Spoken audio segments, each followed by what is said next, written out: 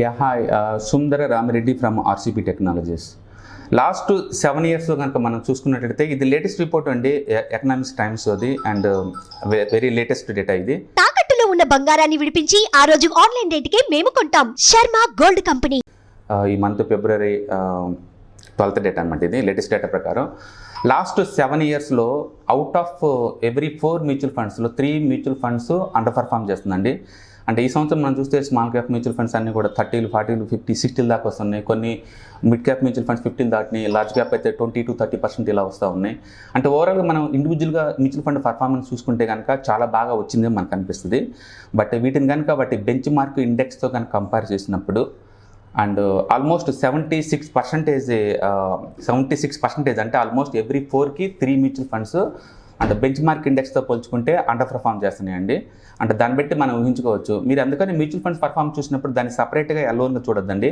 డెఫినెట్గా bench mark ఇండెక్స్తో మీరు compare చేయండి. తద్వారా మనకు అర్థమవుతూ ఉంటుంది అనమాట. ఫర్ ఎగ్జాంపుల్ ఈ సంవత్సరం స్మాల్ క్యాప్ ఇండెక్సే ఆల్మోస్ట్ 55% పెరిగింది. ఏదన్నా మ్యూచువల్ ఫండ్స్ అంతకంటే తక్కువ పోయిందంటే, తక్కువ రిటర్న్స్ వచ్చిందంటే అండర్ పర్ఫామ్ చేసినట్టే. ఈవెన్ దో మన మ్యూచువల్ ఫండ్ 50% వచ్చినా సరే. అలాగే లార్జ్ క్యాప్ ఈ సంవత్సరం 24% వచ్చింది. ఏదన్నా లార్జ్ క్యాప్ మ్యూచువల్ ఫండ్స్ అంతకంటే తక్కువ వచ్చిందంటే అండర్ పర్ఫామ్ చేసినట్టు లెక్క అనమాట. అట్లా మీరు కనుక బెంచ్ మార్క్ ఇండెక్స్తో కంపేర్ చేసుకున్నప్పుడు ఇండియాలో లాస్ట్ 7 ఇయర్స్ యావరేజ్ డేటా ఇది. And 76% of the mutual funds అన్నీ కూడా అండర్ పర్ఫామ్ చేస్తున్నాయి అనమాట. ఓకే, ఈ కేటగిరీలో అంటే మిడ్ క్యాప్ అయితే మేజర్గా ఉందండి. Out of 21 స్కీమ్స్లో 20 schemes under perform చేసినాయి. ఎందుకంటే ఈ సంవత్సరం మిడ్ క్యాప్ 150 ఇండెక్స్ అయితే ఆల్మోస్ట్ 55% జనరేట్ చేసిన రిటర్న్స్. అండ్ వాటితో పోల్చుకున్నప్పుడు మ్యూచువల్ ఫండ్స్ తక్కువ రిటర్న్స్ వచ్చినట్టు. అంటే 95% ఆఫ్ ది మ్యూచువల్ ఫండ్స్ అన్నీ కూడా మ్యూచువల్ ఫండ్ కేటగిరీలో అండర్ పర్ఫామ్ చేస్తున్నాయి. అలాగే లార్జ్ అండ్ మిడ్ క్యాప్లో కనుక చూస్తే out of 20 స్కీమ్స్లో 18 schemes under perform చేస్తుంది. అంటే 90% స్కీమ్స్ అన్నీ లార్జ్ అండ్ మిడ్ క్యాప్లో కేటగిరీలు కూడా అండర్ పర్ఫామ్ చేస్తున్నాయి. అండ్ ఫోకస్ ఫండ్స్లో అవుట్ ఆఫ్ 14 ఫండ్స్లో 12 ఫండ్స్ అంటే 86% ఫండ్స్ కూడా అండర్ పర్ఫామ్ చేస్తుంది. అంటే ఫోకస్ ఫండ్స్ అంటే లెస్ దెన్ 30 స్టాక్స్లో మాత్రం ఇన్వెస్ట్ చేస్తారండి, అందుకంటే ఎక్కువ ఇన్వెస్ట్ చేయకూడదు. అలాంటి వాటిని మనం ఫోకస్ ఫండ్స్ అంటారు. అండ్ లార్జ్ క్యాప్ అంటే అవుట్ ఆఫ్ 23లో 19 స్కీమ్స్ అండర్ పర్ఫామ్ చేస్తున్నాయి. అంటే total under performs 83%. And ELSS fund 32 స్కీమ్స్లో 25 స్కీమ్స్ అన్నీ కూడా అండర్ పర్ఫామ్ చేస్తున్నాయండి. అంటే 78% వాల్యూ ఫండ్స్ ఈఎల్ఎస్ఎస్ ఫండ్స్ కూడా అండర్ పర్ఫామ్ చేస్తున్నాయి. And flexi caps out of 19 స్కీమ్స్లో 15 స్కీమ్స్ అండర్ పర్ఫామ్ చేస్తుందండి. అంటే 79% అండర్ పర్ఫామ్ చేస్తుంది. అండ్ స్మాల్ క్యాప్లో 13 స్మాల్ క్యాప్ కేటగిరీ ఉంటే ఇందులో 3 అండర్ పర్ఫామ్ చేస్తుందండి. అంటే 23. అండ్ కాంట్రా అనుకోండి 3 ఫండ్స్లో అవి మొత్తం పర్ఫామ్ చేస్తున్నాయి. అంటే ఇక్కడ మనం బాగా చూసామనుకోండి, ఒక స్మాల్ అండ్ వాల్యూ ఫండ్ ఈ రెండు కొంచెం బాగా పర్ఫామ్ చేస్తున్నాయండి. మిగతా మొత్తం 7 ఇయర్స్ టైం ఫ్రేమ్లో కనుక చూసుకుంటే అండర్ పర్ఫామ్ చేస్తుంది. ఎందుకు నేను స్మాల్ క్యాప్లో అండ్ మిడ్ క్యాప్లో మ్యూచువల్ ఫండ్స్లో కూర్చుంటే రిమైనింగ్ వాటిలో మ్యూచువల్ ఫండ్స్ వద్దు అంటే రీజన్ ఇదే. ఎందుకంటే లాంగ్ టర్మ్ పాయింట్ ఆఫ్ లో అవి కూడా ఇండెక్స్ని బీట్ చేయలేవు అనమాట. ఓకే, ఇక్కడ చూసామనుకోండి ఒక స్మాల్ క్యాప్ మాత్రమే అవుట్ ఆఫ్ 13లో 3 స్కీమ్స్ మాత్రం అండర్ పర్ఫామ్ చేసింది. అంటే రెస్ట్ ఆఫ్ ది ప్యాక్ అంతా కూడా పర్ఫామ్ చేసింది. అంతే ఫండ్ మేనేజర్ యొక్క పర్ఫార్మెన్స్ పీక్ లెవెల్లో బాగా ఉండేది కేవలం స్మాల్ క్యాప్స్లో మాత్రం పర్ఫామ్ చేస్తున్నారు. మిగతాయి మొత్తం కూడా లాంగ్ టర్మ్ పాయింట్ ఆఫ్ లో they are unable to beat the index. ప్రతి 4 ఫండ్స్లో 3 ఫండ్స్ అండర్ పర్ఫామ్ చేస్తుందంటే మీరు చూసుకోండి.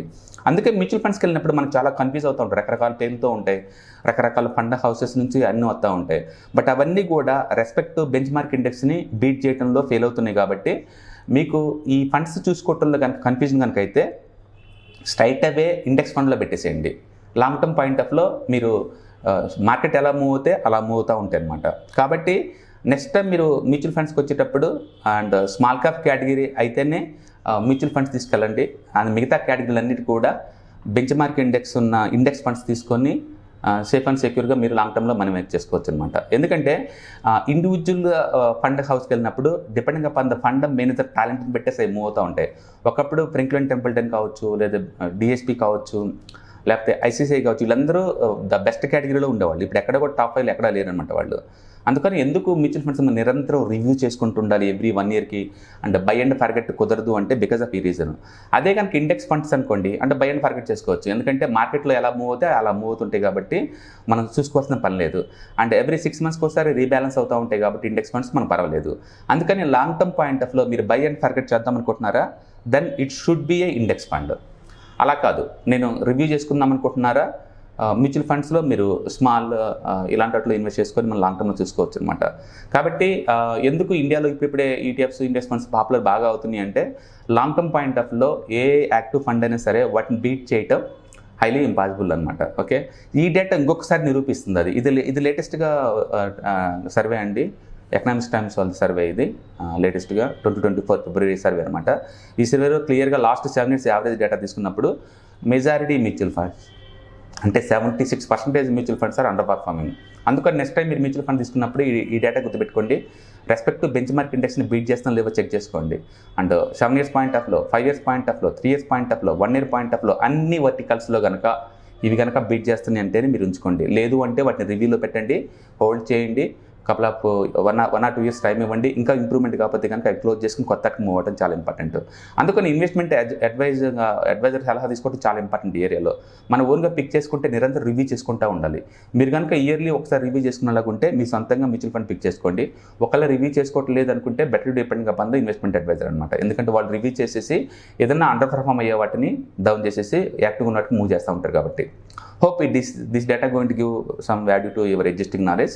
So next time మీరు మ్యూచువల్ ఫండ్ తీసుకున్నప్పుడు మీ మ్యూచువల్ ఫండ్ ఈ కేటగిరీలో అవుట్ పర్ఫార్మ్ చేస్తుందా లేదో మీరు చెక్ చేసుకోండి. Okay, all the best, thank you.